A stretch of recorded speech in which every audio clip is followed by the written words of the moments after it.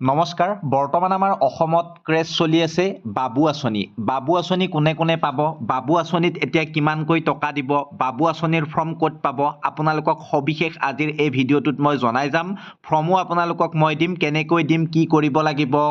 মানে ভুল হ'লে তোমালোকৰ কি হ'ব সকলোবিলাক আজিৰ এই ভিডিঅ'টোত মই স্পষ্টকৈ জনাম আৰু এই যিটো আঁচনি এই আঁচনিটোৰ আচলতে মূল উদ্দেশ্য কি সেইবিলাক তোমালোকে জানি ল'ব লাগিব মই কৈ গৈছোঁ আৰ্থিকভাৱে দুৰ্বল পৰিয়ালৰ ল'ৰাক উচ্চ শিক্ষাত সহায় কৰাৰ লক্ষ্যৰে মুখ্যমন্ত্ৰীৰ নিযুত বাবু আঁচনিৰ বাবে যোগ্য স্নাতক আৰু স্নাতকোত্তৰ ছাত্ৰৰ পৰা আবেদন আহ্বান জনাইছে এতিয়া অসম চৰকাৰে আৰু এই কথা ঘোষণা কৰিছে আমাৰ শিক্ষামন্ত্ৰী ৰণোজ পেগু ডাঙৰীয়াই আৰু ফেব্ৰুৱাৰী মাহৰ পৰাই এই ছাত্ৰসকলৰ মানে বাবু আঁচনি আৰম্ভ হ'ব যদিও কোৱা হৈছিল যে জানুৱাৰীৰ পৰা আৰম্ভ হ'ব কিন্তু ফেব্ৰুৱাৰী মাহৰ পৰা আৰম্ভ হ'ব আগন্তুক মাহটোলৈ অপেক্ষা কৰা যিসকল আমাৰ ছাত্ৰ ছাত্ৰী আছে তেওঁলোকে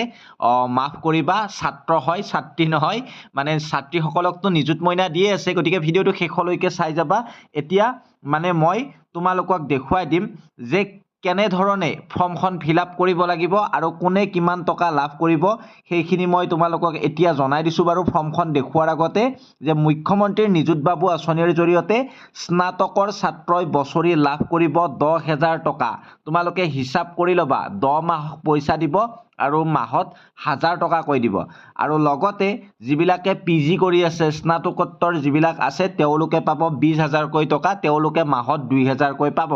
আৰু তাৰ বাবে মানে পৰিয়ালৰ বাৰ্ষিক ইনকাম 4 লাখৰ ভিতৰত হ'ব লাগিব সেইটো কৈ দিছে আৰু এতিয়া মই ফৰ্মখন দেখুৱাই দিছোঁ পলম নকৰি তোমালোকে মানে দুখনকৈ ফৰ্ম থাকিব ডিগ্ৰী পঢ়ি থকা আৰু ডিগ্ৰী পাছ কৰি যিসকলে পিজি কৰি আছে তেওঁলোকৰ বাবে এখন বেলেগ ফৰ্ম মনত ৰাখিবা দুইখন ফৰ্মে মই দেখুৱাই আছোঁ গতিকে একান্ত মনোযোগ সহকাৰে ভিডিঅ'টো শেষলৈকে চাবা আৰু লগতে এই ফৰ্ম ক'ত পাবা সেয়াও মই কৈ আছোঁ তোমালোকক ভিডিঅ'টোৰ মাজত গতিকে ভিডিঅ'টো শেষলৈকে চাবা এই ফৰ্মখন যিসকল ছাত্ৰয়ে ডিগ্ৰী ফাৰ্ষ্ট ইয়াৰত পঢ়ি আছে তেওঁলোকৰ বাবে মানে আণ্ডাৰ গ্ৰেজুৱেট অৰ্থাৎ ইউজি বুলি কওঁ আমি শ্বৰ্টত তেওঁলোকৰ বাবে BA BSc BCom কৰি থকা সকলৰ বাবেহে আৰু এতিয়া ফাৰ্ষ্ট ইয়াৰৰখিনিয়ে এই ফৰ্মখন ফিল আপ কৰোঁতে ভুল কৰিব নালাগিব মনত ৰাখিবা নেম অফ দ্য ষ্টুডেণ্ট প্ৰথমতে তাৰপিছত ইয়াত মেৰিটেৰিয়েল ষ্টেটাছ ছিংগল নে মেৰিট ইয়াত টিক দিবা ডেট অফ বাৰ্থ দিব লাগিব 4 নম্বৰত name of father or mother or guardian ইয়াত যিকোনো এটা দিলে হ'ব তাৰপিছত ৰিজনটো দিবা মোবাইল নম্বৰটো দিবা 7 নম্বৰত এড্ৰেছখিনি দিবা এইখিনি আৰু মই কৈ নাথাকোঁ তোমালোকে নিজেই পাৰিবা তাৰপিছত 8 নম্বৰত আধাৰ নম্বৰ কিন্তু দিব লাগিব 9 নম্বৰত দিব লাগিব নেম অফ LAC আধাৰ নং দিব লাগিব যদিহে তোমালোকৰ আধাৰ কাৰ্ড আছে ইফ এভেইলেবল বুলি লিখিছে 8 নম্বৰত চাই ল'বা তাৰপিছত 9 নম্বৰটো মই ক'লোঁ LACটো তোমালোকে পাই যাবা তোমাৰ ঘৰৰ মানুহক সুধি ল'বা ধুনীয়াকৈ তাৰপিছত যদি বুজি পোৱা নাই LAC মানে কি সেইটো কমেণ্টত কমেণ্ট কৰিবা 10 নম্বৰত update of BK merit award ইয়াত যদি ইয়েছ হয় ইয়েছ নো যদি নো তাৰপিছত এডুকেশ্যনেল ডিটেইলছখিনি তোমালোকে ইয়াত বহুৱাবা name of the institution from which pass তোমালোকে কি পাছ কৰিছা কোনখন মানে শিক্ষা প্ৰতিষ্ঠানৰ পৰা সেইটো ইয়াত দিব লাগিব বিৰ মানে তোমালোকৰ 1 নম্বৰত বিৰ 2 নম্বৰত আছে লাষ্ট এক্সামিনেশ্যন পাছ কেতিয়া কৰিছিলা ৰোল নম্বৰটো দিবা তাৰপিছত 3 নম্বৰত name of institution currently enrolled in তোমালোকৰ ৰোল নম্বৰটো দি দিবা নামটোৰ সৈতে কলেজখনৰ 4 নম্বৰত name of the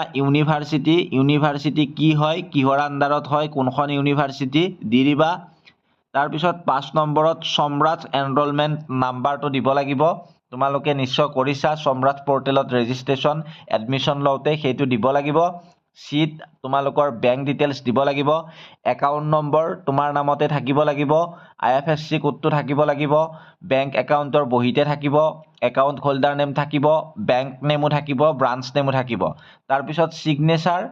of the institution ইয়াত ছিগনেচাৰ কৰিব লেফ্টত তোমালোকে চোৱা ফৰ্মখনৰ তলত তাৰপিছত ছিগনেচাৰ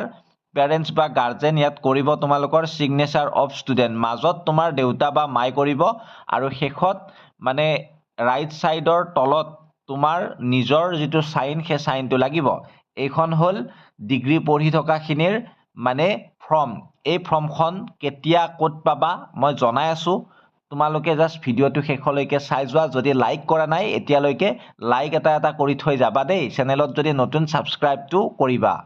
ইয়াৰ পিছত আহিল PG অৰ্থাৎ মাষ্টাৰ ডিগ্ৰী কৰি থকাখিনিৰ MA MSc MCom কৰি থকাখিনিয়ে এই ফৰ্মখন ফিল আপ কৰিব লাগিব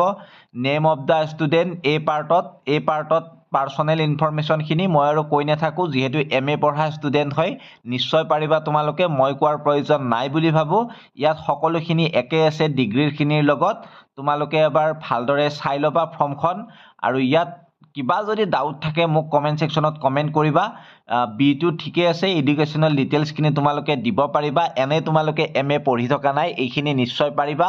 তাৰপিছত C নম্বৰত তোমালোকৰ বেংক ডিটেইলছখিনি দিবা বেংক ডিটেইলছখিনি ধুনীয়াকৈ দিবা আৰু চাইনখিনিও সেম একে হয় ফৰ্মখন একে হয় আৰু এই ফৰ্মখন তোমালোকে তোমালোকৰ যি কলেজ বা ইউনিভাৰ্চিটি তাতে তোমালোকে ফৰ্মখিনি পাই যাবা তোমালোকে অফিচত যেতিয়া সুধিবা অফিচত তোমালোকক দি দিব আৰু লগতে যদি তোমালোকক এতিয়াই লাগে ফৰ্মকেইখন এতিয়াই যদি সংগ্ৰহ কৰিব বিচাৰিছা তেন্তে আমাৰ ডেছক্ৰিপশ্যনত দিয়া হোৱাটছএপ লিংকটোত জইন